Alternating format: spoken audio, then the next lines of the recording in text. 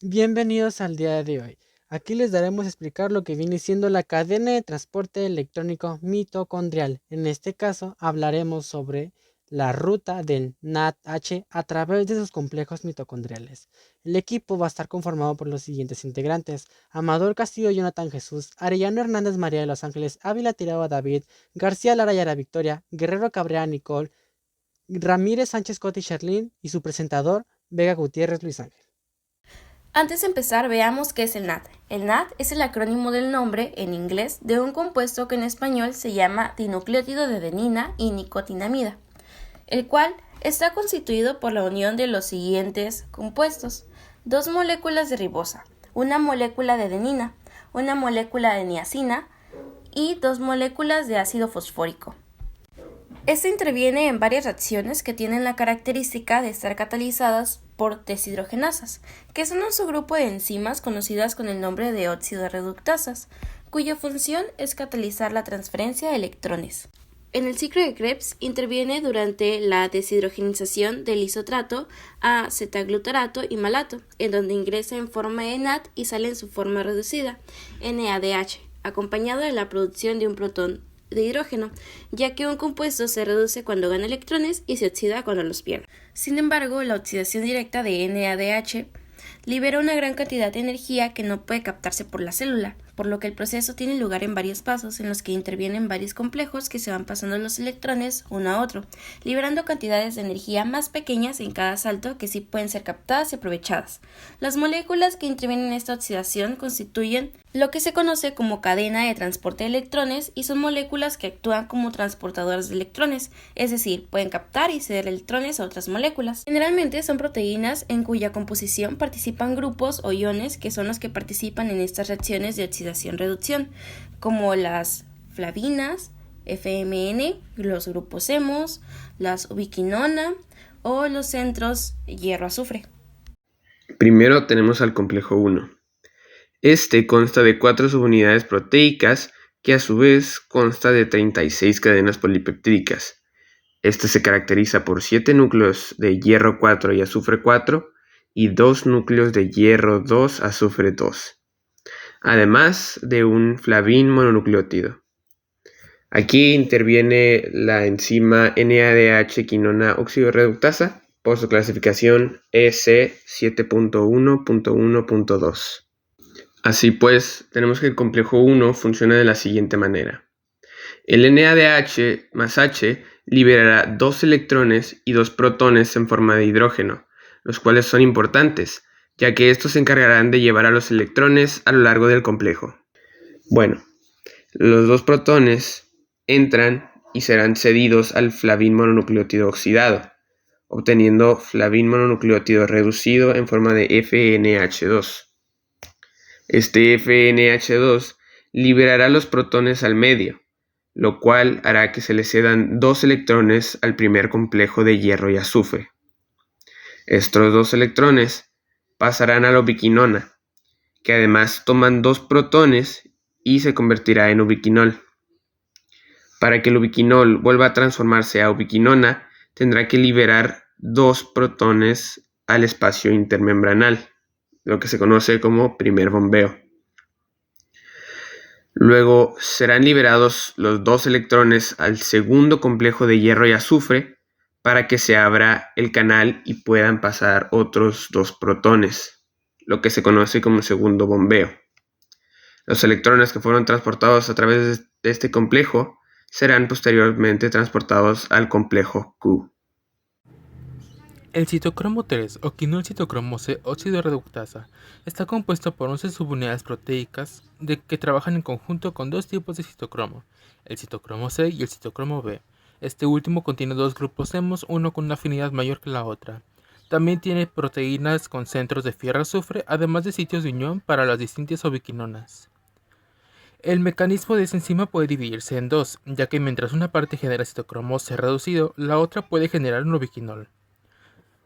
Con la llegada del ubiquinol por parte del complejo 1, este aportará 2 electrones junto con 2 protones de hidrógeno, los cuales pueden ser bombeados a la matriz mitocondrial o reutilizarse para generar un ubiquinol. Los electrones pueden ser captados por un centro de fierro azufre oxidado 3 positivo para reducirse a un centro de fierro azufre 2 positivo. Este electrón será mandado a un citocromo C1 fierro 3 positivo, lo que se reduce a un citocromo C1 fierro 2 positivo. Y este citocromo reducido mandará su electrón a un citocromo C oxidado, reduciéndolo a citocromo C fierro 2 positivo, el cual se va a dirigir al complejo 4. Este proceso se dará 2 veces, uno por cada electrón. En caso de que el electrón haya sido captado por un citocromo B en estado oxidado, en vez de un centro de fierro azufre, el citocromo B se va a reducir al citocromo B fierro 2 positivo y mandará a ese electrón ganado hacia una ubiquinona, que en conjunto con un protón de hidrógeno formará una semiquinona. El otro electrón recorrerá el mismo transcurso, solo que en vez de unirse a una biquinona, se unirá a la semiquinona anterior, que más un protón de hidrógeno formará un ubiquinol, el cual será reutilizado por el complejo para formar un citocromo C reducido, o en su defecto un ubiquinol más. Ahora continuemos con el complejo 4, o también llamado citocromo C oxidasa, o lo podemos rebuscar como en su número de serie del complejo enzimático 1931, o mejor dicho 1.9.3.1. En esta imagen podemos presenciar lo que viene siendo un modelo 3D de este complejo 4 y podemos visualizar lo que viene siendo de color gris y naranjita, lo que viene siendo la capa lipídica. Si la quitáramos, arriba en la parte superior izquierda visualizaremos este complejo solamente pues en esta misma proteína. Cuenta con una composición que va a ser de 11 subunidades, de las cuales 3 van a ser de los complejos mitocondriales, 1, 2 y 3. Esta va a estar compuesta a su vez por dos grupos hemo, que va a ser del tipo A y tipo A3, y va a contar con dos centros cobre, un cobre A y un cobre B. Cada uno de estos componentes va a tener cierta acción en este complejo. El componente cobre A va a ser el aceptor de electrones que viene del citocromo C reducido, que viene del complejo 3. El grupo HEMO-A va a ser el aceptor de electrones, pero del cobre A. El grupo HEMO A3 se va a juntar con el cobre B y este va a realizar un aceptor de electrones del HEMO-A y va a formar parte también del centro activo donde el oxígeno se va a reducir a agua. En esta imagen podemos visualizar lo que viene siendo la llegada del citocromo C en su fase reducida a hierro más 2 y este va a desprender un electrón hacia el componente cobre más 2 y este se va a reducir a su posición cobre.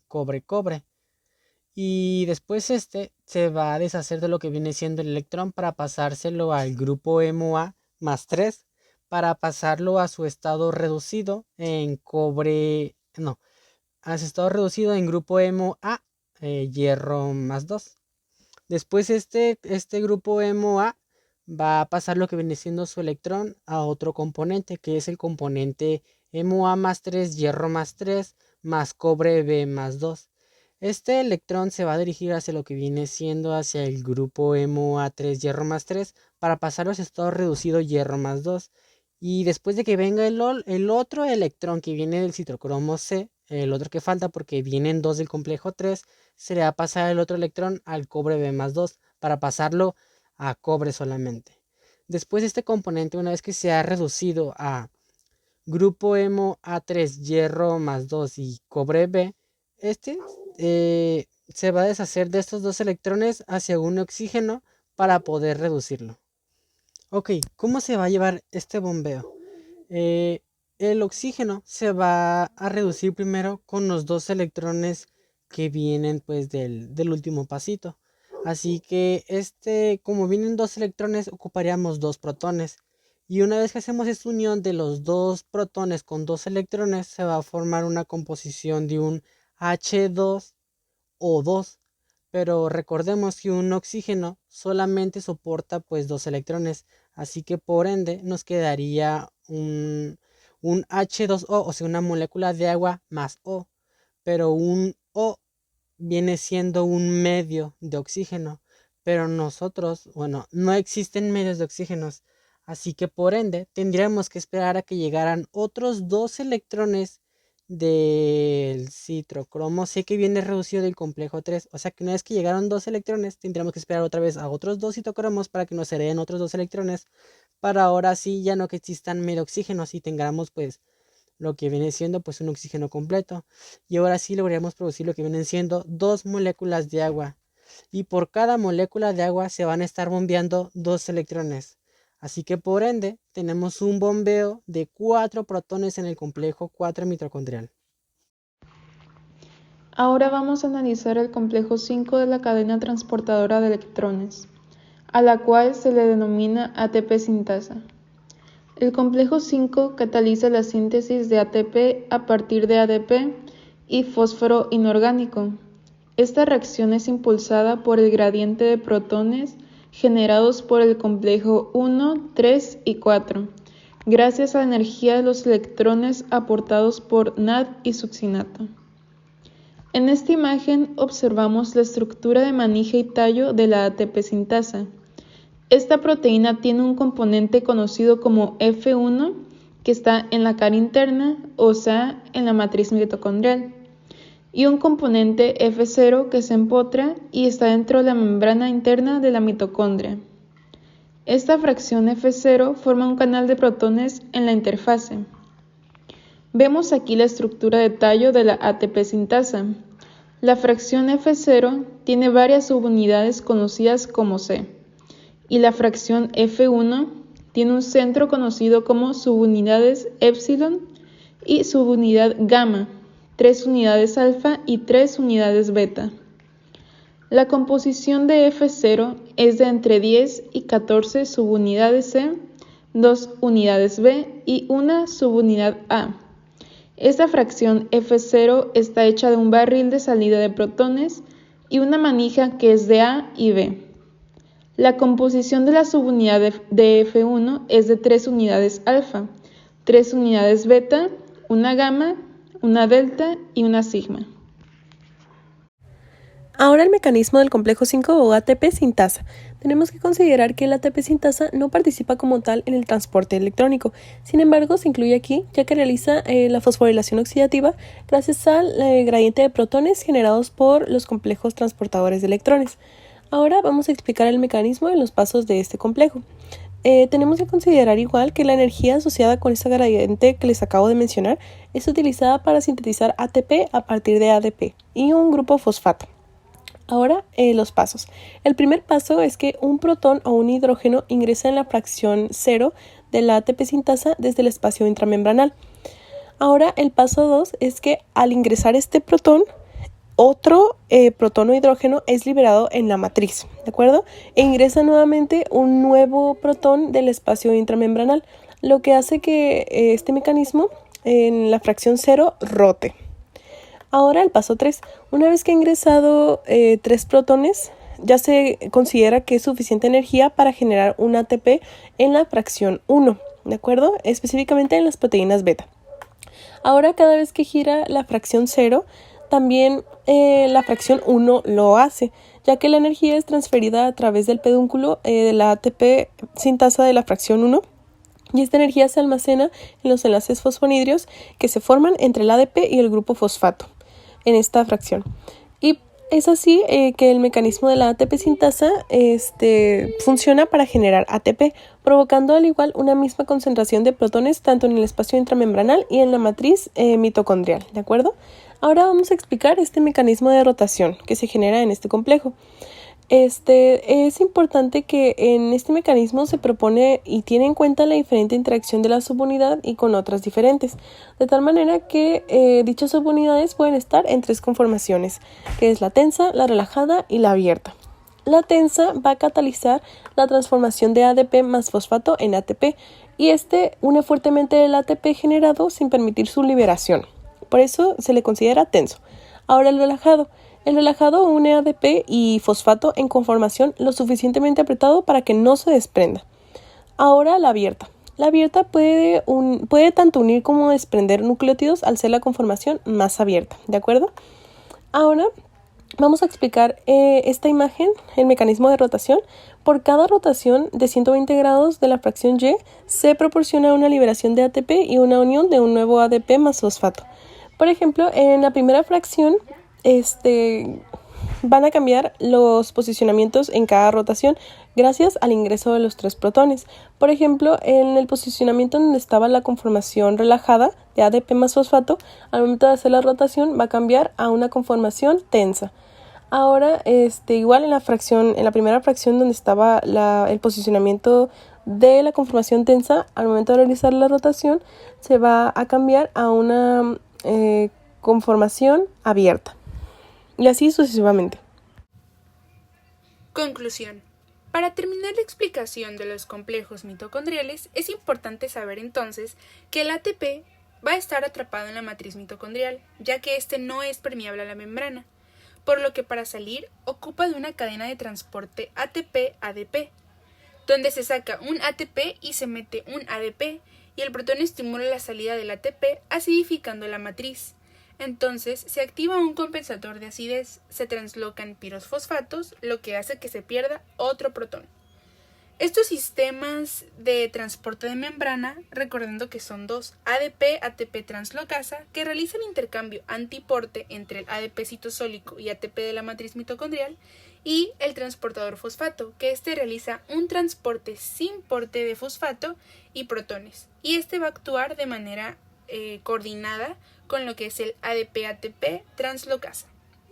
Entonces, debemos de recordar que los protones que están liberados en los complejos son diferentes. En el complejo 1 se va a liberar 4 protones, el complejo 3 suelta 2 protones, el complejo 4 soltaría 4 protones, dando como resultado en la suma de estos 3, 10. Y el complejo 5 va a generar 3 ATP por cada 9 protones. Por ello, el complejo 5 se dice que requiere de 3 protones para sintetizar un ATP. Entonces, para poder sacarlo de la mitocondria se necesita de un proto más, teniendo así como resultado que serían 3 protones para sintetizarlo y 4 para sintetizarlo y liberarlo. Hay que recordar la importancia de estos, ya que a partir de varios sustratos, ya sea como la glucosa o la fructosa, entre otras, al final van a terminar en la síntesis del NAT, lo cual va a finalizar con la formación de ATP, recordando que sin ella muchas reacciones no se llevarían a cabo.